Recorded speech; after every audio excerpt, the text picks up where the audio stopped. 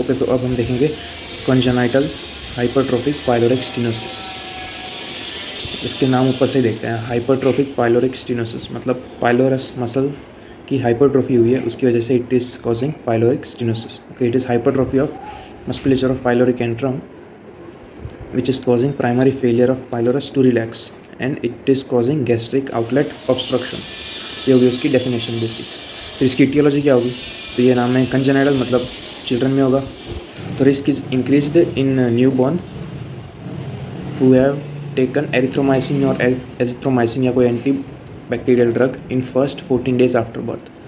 Okay, जो new born ने कोई एरिथ्रोमाइसिन या एजिथ्रोमाइसिन ऐसे antibiotic Leo with in first 14 days after birth, उनमें चांसेस ज़्यादा रहते हैं। जो कि डेफिनेशन और इटियोलॉजी। अब देखते हैं क्लिनिकल फीचर्स। तो ये ऑब्वियसली न्यू बॉर्न में होती है, मेल्स में ज़्यादा कॉमन होती है, 4:1 रेशियो में, फैमिलियल होती है। इस क्लिनिकल फीचर्स में क्या आएगा, तो एक तो होगा वॉमिटिंग।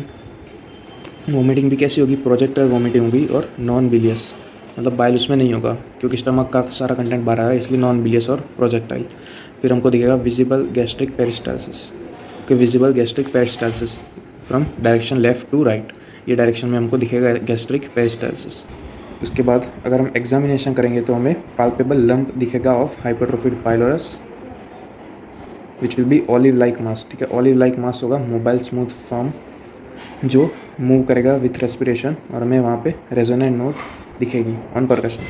तो ये मोस्ट इंपॉर्टेंट क्लिनिकल फीचर है। ठीक है, पाल्पेबल लंप हमें दिखेगा which will be olive like mass which will move with respiration and resonant note or percussion। और ये जो मास होगा वो हमें बेस्ट कब दिखेगा, जब when the newborn is feeding, जब न्यूबॉर्न फीड कर रहा होगा या खाना खा रहा होगा तभी हमें मोस्ट प्रोमिनेंटली फील होगा ये पाल्पेबल लंप। उसके बाद दूसरे feature like constipation, dehydration, loss of weight, और दूसरा इंपॉर्टेंट है वो है इलेक्ट्रोलाइट इम्बैलेंस।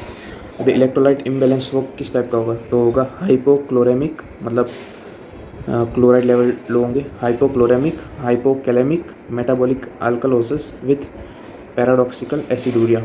ओके, फिर से hypochloraemic, hypokalaemic, metabolic alkalosis with paradoxical aciduria along with there will be secondary respiratory acidosis. Okay, अब ये मेटाबॉलिक एबनॉर्मलिटी होती क्यों है वो देखते हैं। तो ये पाइलोरिक स्टेनोसिस, यहाँ पे गैस्ट्रिक कंटेंट HCl एक्यूमुलेट हुआ, वॉमिटिंग हुई, HCl बाहर आ गया, बाहर वॉमिट हुआ, H और Cl दोनों लेवल कम होंगे, इसकी वजह से हाइपोक्लोरेमिक। अब हाइड्रोजन आयन भी बाहर आया मतलब मेटाबॉलिक अल्कलोसिस हुआ, तो इसकी वजह से क्या होगा, रीनल कंपनसेशन होगा। अब अल्कलोसिस हुआ है, H+ आयन कम है, तो इसका मतलब बॉडी क्या करेगी, बाइकार्बोनेट आयन को भी कम करेगी कि H+ आयन कम है, इसकी वजह से अल्कलोसिस हुआ, तो फिर बॉडी क्या करेगी, रीनल कंपनसेशन, उसमें बाइकार्बोनेट आयन को भी बाहर निकालेगी, lost bicarbonate ion will be lost in urine along with sodium bicarbonate will be lost in urine। जब सोडियम बाहर जा रहा है तो फिर वाटर भी बाहर जाएगा, ये सोडियम बाहर गया, इसकी वजह से हाइपोनेट्रीमिया हुआ और साथ में पानी H2O भी बाहर जा रहा है मतलब हाइपोटेंशन होगा, तो इसकी वजह से रास एक्टिवेट होगा, वो एल्डोस्टेरोन सीक्रेट करेगा which will reabsorb sodium in the collecting duct. Okay, sodium reabsorption होगा। अब सोडियम रीएब्जॉर्प्शन होगा तो कुछ निकलना भी चाहिए, तो स्टार्टिंग में पोटेशियम निकलेगा, इसकी वजह से हाइपोकैलेमिया होगा, फिर बाद में हाइड्रोजन आयन निकलेगा।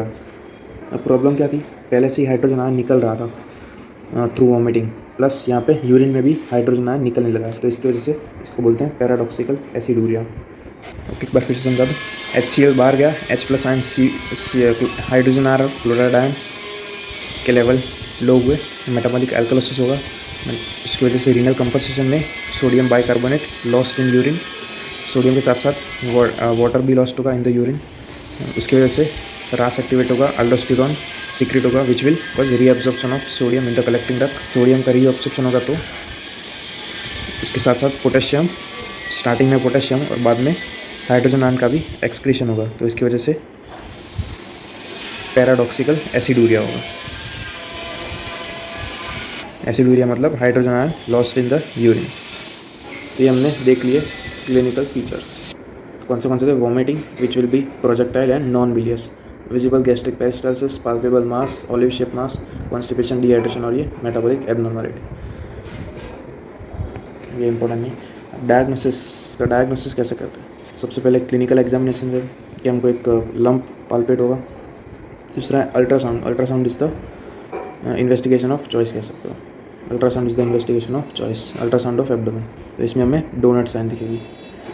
साथ में हमें पाइलोरिक मसल होगा, उसकी जो थिकनेस होगी वो बढ़ गई होगी मोर देन 4 mm, और जो लेंथ होगी पाइलोरिक कैनाल वो भी बढ़ गई होगी more than 14 mm। Okay, ultrasound में हमें पाइलोरिक मसल की थिकनेस भी बढ़ी हुई होगी और पाइलोरिक कैनाल की लेंथ भी बढ़ी हुई होगी और डोनट साइन दिखेगा। उसके बाद दूसरा हम कर सकते हैं barium meal which will show obstruction, और वो उसमें जो साइन दिखेगी उसका नाम है स्ट्रिंग साइन। तो बेरियम मील में हमें दिखेगी स्ट्रिंग साइन। दूसरी अल्ट्रासाउंड की साइन हमें दिखेगी वो है रेल रोड ट्रैक साइन या double track sign which will indicate elongation of pyloric channel या पाइलोरिक कैनाल। ये बहुत सारी साइन हो गई, एक doughnut sign, string sign, rail road track और डबल ट्रैक साइन। और एक हमें एक्सरे में भी साइन दिखती है which is single bubble sign. ये क्यों दिखेगी? हमें नॉर्मली 2 बबल दिखते हैं, एक फंडस में और एक पाइलोरिक एंट्रम में। यहाँ पे पाइलोरिक एंट्रम तो ब्लॉक हो गया है, स्टेनोसिस हुआ, इसकी वजह से हमें सिंगल बबल साइन दिखेगी on the fundus of the stomach. तो ये है डोनट साइन ऑन अल्ट्रासाउंड। देख सकते हो पाइलोरिक कैनाल, उसकी मसल की हाइपरट्रोफी है, इसकी वजह से it is causing pyloric stenosis. और ये बेरियम स्वेलो, इसमें हमें दिखेगी स्ट्रिंग साइन। अब ये स्टमक है, यहाँ से जो कॉन्ट्रास्ट हमने पेशेंट को दिया है वो यहाँ से आगे ही नहीं जा पा रहा, एक पतला थोड़ा सा ही जा पा रहा है, इसकी वजह से स्ट्रिंग जैसा दिख रहा है, इसकी वजह से इसका नाम है स्ट्रिंग साइन। नॉर्मल स्टमक में पूरा कॉन्ट्रास्ट पास हो सकता है। तो ये string sign on barium swallow. अब ये हमें दिख रहा है रेल रोड साइन या डबल ट्रैक साइन। ये पूरा पाइलोरस है, पाइलोरिक मसल की हाइपरट्रोफी हुई है, ये इसकी वजह से पाइलोरिक स्टेनोसिस हो रहा है, इसलिए हमें कोई रेल जा रही हो वैसा दिख रहा है। ये कुछ इस तरीके से होगा, ये पाइलोरिक एंट्रम है और ये हाइपरट्रोफी पाइलोरिक स्टेनोसिस की वजह से मसल की हाइपरट्रोफी हुई है और स्टेनोसिस हुआ, पाइलोरिक स्टेनोसिस, इसकी वजह से हमें दिख रहा है रेल रोड या फिर डबल ट्रैक साइन। ये बेरियम स्वेलो में स्ट्रिंग साइन थी, वो भी ऐसी ही थी। अब स्ट्रिंग साइन बोल सकते हैं, उसका दूसरा नाम है मशरूम साइन, क्योंकि हमें मशरूम जैसा दिख रहा है। ये पार्ट है ये पाइलोरिक स्टेनोसिस का है, यहाँ से कॉन्ट्रास्ट आगे नहीं जा पा रहा, इसलिए हमें स्ट्रिंग साइन या फिर मशरूम साइन बोलते हैं। अब इसका डिफरेंशियल डायग्नोसिस में क्या आएगा? तो एक डियोडिनल अट्रेसिया, मतलब डियोडिनम ब्लॉक हो गया होगा। अब अट्रेसिया मतलब कंप्लीट ब्लॉकेज, स्टेनोसिस मतलब पार्शियल ब्लॉकेज। अब डियोडिनल अट्रेसिया होगा, उसमें बिलियस वॉमिटिंग होगी, क्योंकि डियोडिनम में बाइल प्रेजेंट होता है, तो जो वॉमिटिंग होगी वो भी बिलियस वॉमिटिंग होगी। दूसरा हाई इंटेस्टिनल ऑब्स्ट्रक्शन और इंट्राक्रेनियल हेमरेज। इसकी ट्रीटमेंट में देखें तो सबसे पहला स्टेप होगा वो correction of dehydration and electrolyte imbalance, कि ये सबसे पहला और मोस्ट इंपॉर्टेंट स्टेप होगा। जो मेटाबॉलिक इम्बैलेंस था वो हमें करेक्ट करना होता है सबसे पहले। कैसे करेक्ट करेंगे? नॉर्मल सलाइन या फिर रिंगर लैक्टेट देंगे, प्लस डेक्सट्रोज देंगे, और साथ में हम पोटेशियम क्लोराइड देंगे। तो पोटेशियम क्लोराइड, क्योंकि हाइपोकैलेमिया और हाइपरक्लोरेमिक था, इसलिए नॉर्मल सलाइन या Ringer lactate plus dextrose plus potassium chloride. अब ये करेक्ट करने के बाद सर्जरी, तो सर्जरी कौन सी है? रैमस्टेड ऑपरेशन। रैमस्टेड ऑपरेशन, इसमें क्या होता है, जो हाइपरट्रोफिड मसल था उसे हम कट करते हैं along the whole length, okay, until mucosa bulges out, ताकि जो पाइलोरिक कैनाल था उसकी विड्थ बढ़ जाए, ल्यूमन की विड्थ बढ़ जाए। लेकिन याद रखना इसमें mucosa should not be open, मतलब म्यूकोसा की इंजरी नहीं होनी चाहिए। अगर इंजरी हो गई तो हमें सूचर कर देना चाहिए यूजिंग वाइक्रल या फिर और कोई observable suture, okay. Mucosa injury नहीं होनी चाहिए। अगर देखा जाए तो नाम क्या हो सकता है? पाइलोरोमायोटोमी, क्योंकि हम पाइलोरस के मसल को कट कर रहे हैं, पाइलोरोमायोटोमी। अब ये ओपन सर्जरी होती है। हम वैसे ही लेप्रोस्कोपिक पाइलोरोमायोटोमी भी कर सकते हैं या एंडोस्कोपिक पाइलोरोमायोटोमी भी कर सकते हैं। एक दूसरा अल्टरनेटिव ऑप्शन वो आता है बलून डायलेटेशन।